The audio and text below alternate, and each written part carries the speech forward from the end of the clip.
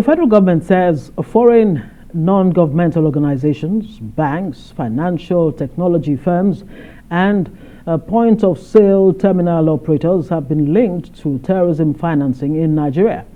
In a report released through its Financial Intelligence Unit, the government identified the affected NGOs to include those operating in terror-prone areas and engaged in humanitarian activities, service provision, and faith-based activities, while security agencies revealed constant interactions between the use of cash by terrorist actors and financial institutions, bureau de change, fintech firms, and designated non-financial businesses and professions. Government says keeping the country's financial system from becoming an enabler of terrorist financing continues to be its priority. And joining us now is security analyst Patrick Agbambu. Very warm welcome, Patrick. Thank you very much. Well, the security situation, some may say that it is, cooling gradually with the annihilation from both air, land, and everywhere, like Chad, if you want to call it, like a sea, you understand that. 82,000 Boko Harams and their families surrendered, rehabilitated, de-radicalization, and the rest, and another, several hundreds to be tried. How do you assess the entire security architecture? Winning? Yeah, winning. Yeah, yes, I would say yes. I would say winning. It's not easy. I always tell people, you don't allow terrorism or insurgency to start, because when it starts, it's a long distance race. But it's on record, and the UN have acclaimed that Nigeria has been one country that have been able to manage internally the challenges of terrorism faster than other countries. I've seen some bigger nations that tried to, and they didn't succeed. So it is winning, but a lot still needs to be done. And how are we sure that it won't reoccur again? Because this is not the first time. And it tells that we need to make sure that every ungoverned space must be taken over by the government and the security forces, so that there can be civil administration in those areas. Until then, I think a lot still needs to be done. It would be nice to know exactly what more needs to be done on that front to ensure, just like the federal government has been saying, that there's not 1 inch of Nigerian territory is in the hands of Boko Haram. Yes. Is that all it takes really to say, look, we are good as far as security is concerned? What more needs to be done? As far as security is concerned, that is not all it takes. Because if I have fear of being attacked or being killed, obviously there's no security, and that is one thing that needs to be done, and which is not the responsibility of the security agencies. That falls the purview of the government and the people to be able to ensure that this aspect of it is taken care of. That is talking about perception. Right. Those areas, yes, I will tell you, to a large extent, the last time I was in the Northeast, I went very far up till Bama. Is already a lot of activities going on. Munguno, a lot of activities. Konduga, even more than Konduga. Konduga is just close to Maiduguri.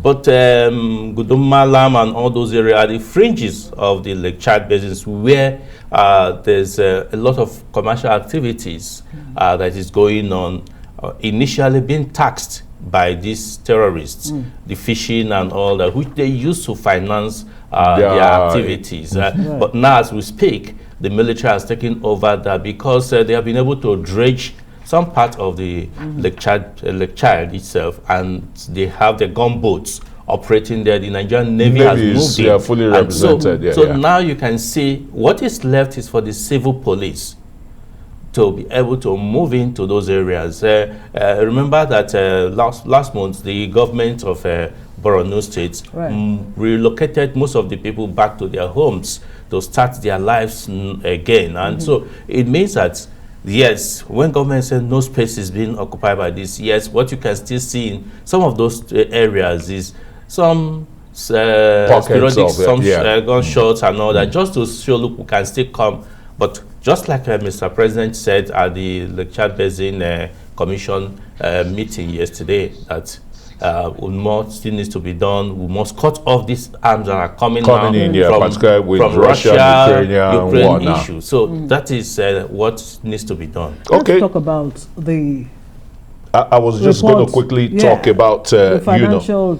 I was going to come to that, but just very quickly, the non-kinetic approach in this security architecture that the Nigerian government and the military has adopted, some people are not so happy about it when you look at the losses they've incurred, the wanton destruction of lives and property, and now the policies that of de-radicalization, rehabilitation, general is like some sort of amnesty for them, integration for them. Is it working? Is it part of, what is... it's part of what will help to resolve this in the long run, actually, because that is a program of the United Nations. It's not basically Nigeria alone. It's part of a process of managing a war situation, that those who surrender, those who are not active actors, can be rehabilitated. You can de-radicalize them, and so that they can actually go back to being normal citizens again. But many people have advocated, which will say, look, there's a need for Truth and Reconciliation Commission, so that let people talk where their grievances are. There are still wounds, there are still pains among people, and they are seeing some of these main actors moving around freely. Some are still angry. This could be in the next future become a major problem. Which we feel that there must be a Truth and Reconciliation Commission that be able to look at this. And I'm happy that the military has proposed that to the government, waiting for the government to accept or not. That's quite interesting, but let's talk about this very, very important revelation coming from the federal government, that fintechs, banks, financial technology firms, point of sale, terminal operators are neck deep in insecurity, financing terrorism. And I'm wondering to myself, exactly what do we do with this information? Because you would expect. Why are the people not being apprehended? Okay. We're not hearing of sting operations. Is it enough, in addition, Patrick? Yes. Is it enough? Government with his security apparatus, they've discovered where the problem is. Why are the people not being apprehended? As we speak right now, there are many of these suspected terrorist sponsors, financiers that are in courts, that are being judged.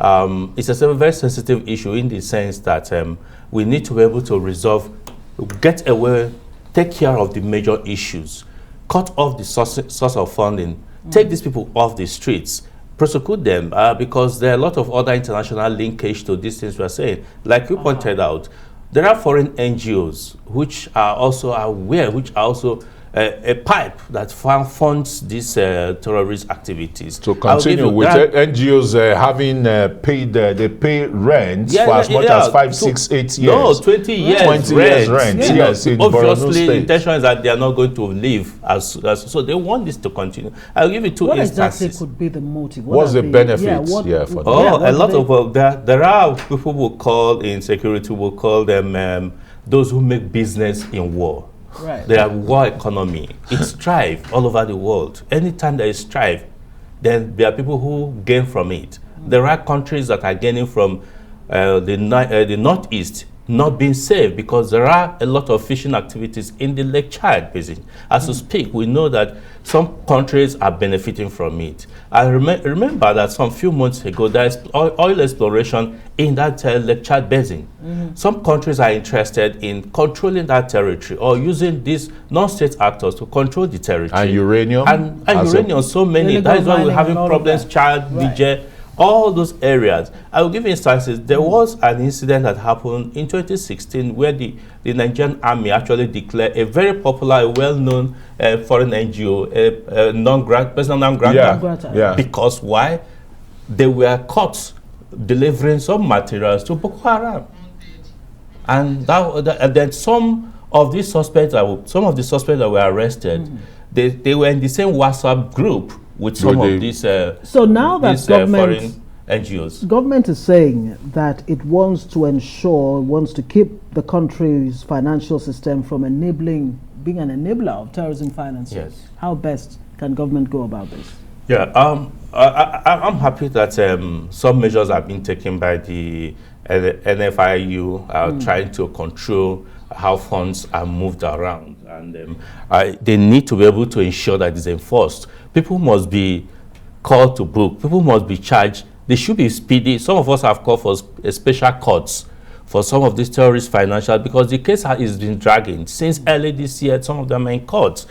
They remain there, and you keep some people in detention and not being dispatched. We must see justice being dispatched quickly. That is when you can actually control the financial problem we were talking about. Now there's a little bit of control in finances, and with this changing or redesign of the currency is also going to help now, because we're going to see them try to change style. Of course, they will not stop there, but they will change mode. Until then government can key in and arrest the situation. Mr. Patrick Agbambu, thank you very much, security expert. Thank you for joining us on Newsday tonight. Thank you.